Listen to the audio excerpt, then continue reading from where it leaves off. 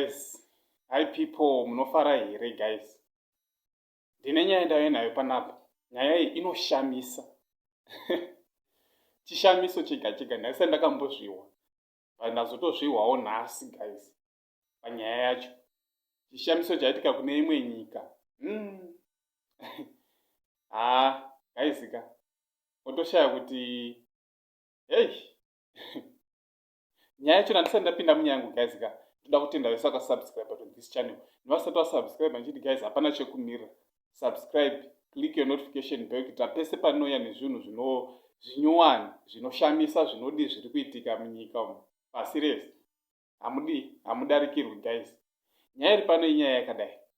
Pane mukadzi ane makore 25. Abereka vana vapfumbamwe. Panguva imwe chete. Vapfumbamwe 9. Kubereka vana 9 one time.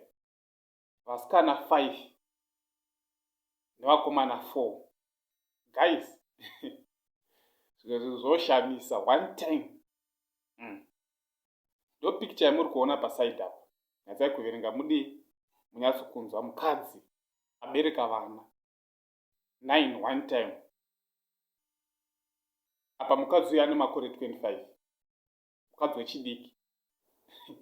Ndo zvandauya nazvo guys, chida kuti muhwewo kuti munoionawo sei nyaya iyi. Saka nyaya yacho yakanyorwa yakanzi mumwe mukadzi ane makore 25 ekumalia akabereka vana vapfumbamwe. Malima sees akabereka izvo zvisina kumbobvira zvakaitika muMorocco. Hurumende yeMali yakaenda naye ikoko kunochengeterwa nyanzvi. Ndiri kufara kwazvo, murume wake akaudza BBC. Mudzimai wangu nevacheche, vasikana 5 nevakomana 4 vari kuita zvakanaka. Murume wacho ari kutofara nechi. Guys, zvinhu zvinoshamisa. Nyatsai kuzviverengera munyatsokudii kuona mega muchizvinzwira because pano kuverenga hatinyatsokugona. Dati muzviverengere muzviwisise guys.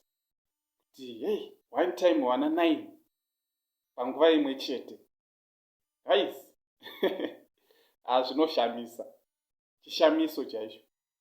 Ndisati ndakambozviwawo but kutozvihwirawo ipapapa. Mukadzi ane 25 years. Bereka vana 9. Thank you guys. Chitowo ndo nyaya iripo yandauya nayo nhasi. Chiti kune vasati vasubscribe guys hapana chekumirira. Subscribe. Then nekulikewo mavideos.